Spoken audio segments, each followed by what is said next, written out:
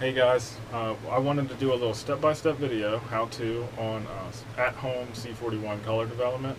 I'm using a Kodak Unicolor kit. It's a processing kit that I got from Film Photography Project. I'm going to be using a roll of XR100. It's C-41 process. It's 120 film.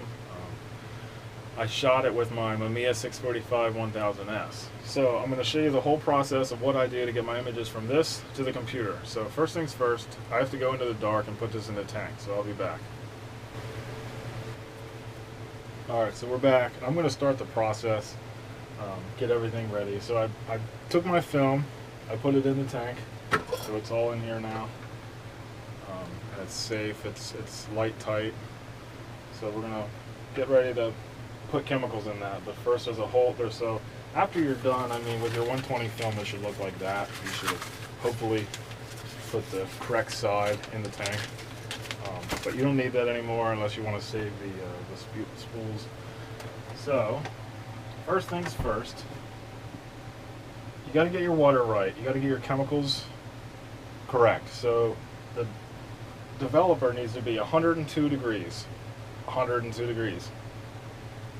I have preheat water that goes in my tank first to preheat the film. So I would never bring film fresh out of the refrigerator and put it in the tank and throw 102 degrees chemicals on it, because there's going to be such an extreme change that you're probably not going to have a very good process. So 102 degrees for the pre-warm and 102 degrees for the developer.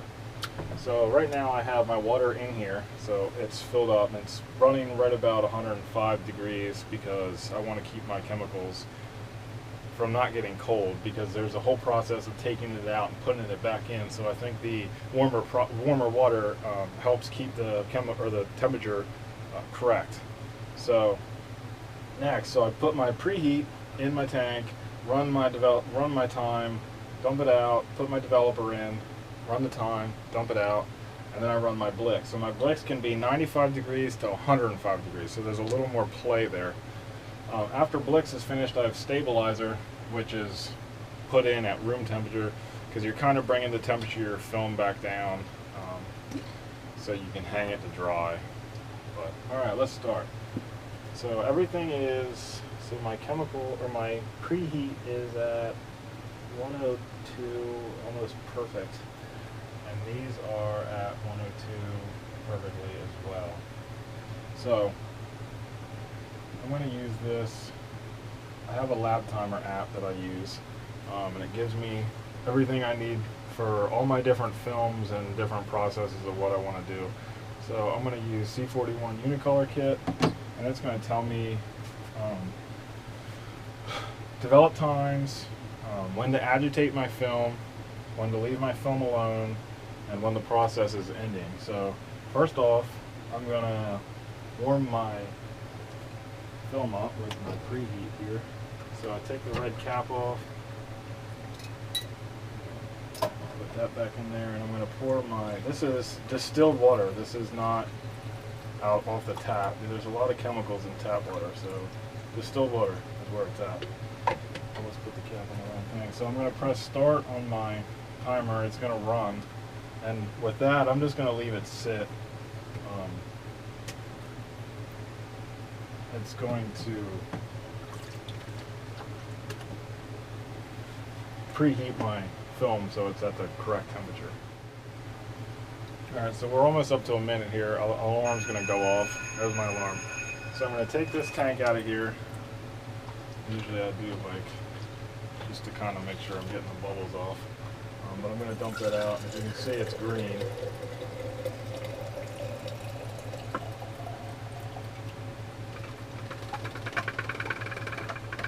Alright, so this is done. I don't need this anymore, the rest of my entire process. So next I want to do developer. So I'm going to pull the developer out. It was at 102 degrees. I'm going to pour it in. Now, don't dump it in, just kind of gradually pour it, because it's going to be a shock to your film. But I get it in, I mean, the quickest I can. So that's in. I put my lid back on and I click continue. And it's going to tell me I need to agitate my film. So this is just kind of making sure the whole film is getting chemicals on it, and you're not getting any air pockets on the film. So after that, I set it back down in the water, and I set it back in the water so it'll stay at 102 degrees. I need this bath to stay 102 degrees the entire development process. After that, it's not so critical, but right now I need it to be 102. Alright, so you don't need a darkroom to do this entire process. The darkroom is nice, but the darkroom is mainly for, I use it for printing if I'm going to, because I need complete darkness. For this stuff, I mean, you could use a changing bag just to get your film off the roll and into the tank. With the water baths, when I'm doing slide film, I have a tub here that I use. I fill it up with the water that I need it to be the temperature, so I can continually use the sink and the tub at the same time. With C-41, you can use a kitchen sink or a bathtub, bathroom sink. It doesn't matter. It's all the same. As long as you can get tap water warm enough to warm up your chemicals, then you're good to go. So there's not much else you need. You can hit Walmart and buy a bunch of thermometers. I have 4 thermometers I use, and they're quick reaction. So if I put it in the water, it changes immediately. And if I take it out of the water, it changes immediately again. I don't want it to a real slow process. I want this to be immediate. I want it to be fast and let me know that what temperature it is.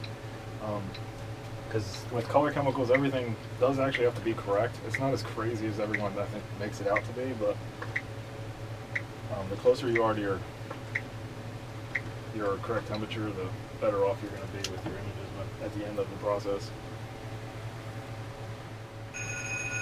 So that's the end of that process, and that's my development process. So I want to reuse that chemical, so I'm going to take that out. I'm going to carefully pour it back into the jar that I have labeled developer.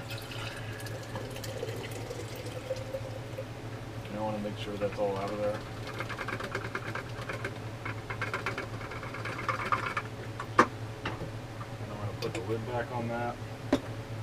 And normally I do in-between bath to get the C-41 chemicals out of there, but you don't have to. You can jump right into your Blicks. So I'm going to skip the wash bath and I'm going to just pour the Blicks in. And that's the same thing. It's got to be 95 to 105. So it gives you a little bit of playroom. So that's done there. I'm going to throw my lid back on. And I'm going to hit continue. And you're going to get some air pockets with that, but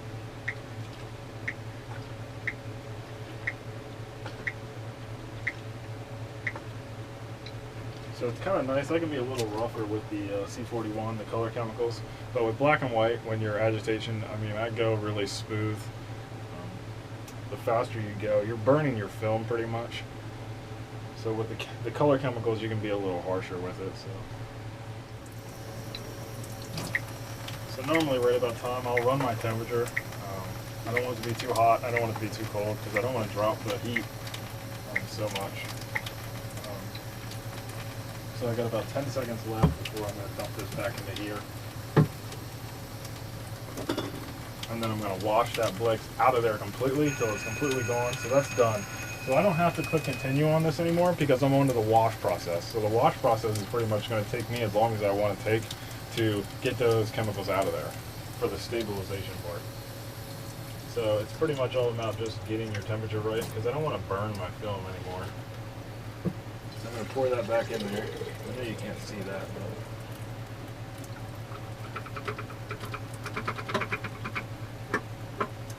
I don't want to waste any of it, so I'll make sure it's right. So I'm going to let that sit there and clean that off. I'm going to put my lid back on this because I am now finished with the Blicks. So everything that we just did, so the stabilization or the preheat, the developer, and the Blicks are all finished, so you don't need them anymore. So you can actually put them away or do whatever you're going to do with them, dump them. I think most people, I think these kits are made for one-time use, but I don't know who can afford that. So I use them a few times. I mean, I'll run not a lot of film through it, like, I don't know, 5 rolls maybe, max. If I know something's on there that I really don't want to mess up, then I'll completely start a new batch of chemicals and do it that way. So I fill it all the way to the top, and then I empty that out and I do it again. Yeah, if there's something I know that's on the roll, and I know I really need it to be perfect, I'll mix up a new batch of chemicals and just process that as the first time. I haven't been on any trips recently, so I haven't really had anything that's like in dire need of perfect development.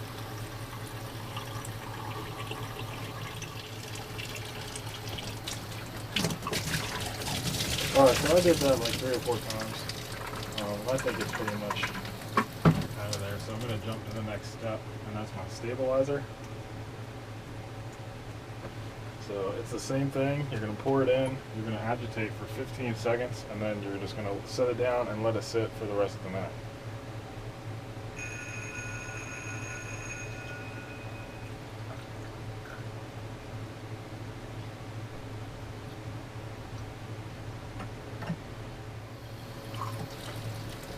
So after your stabilization, I can usually take it out. You can kind of see your images are on there.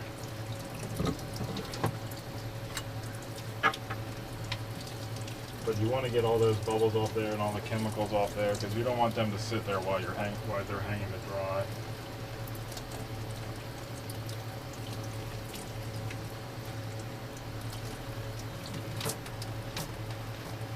Again, I know a lot of people don't use tap water, but I've actually found it hasn't really affected my film. So there's my negatives. It's a little slippery. It's pretty good to me. Cool.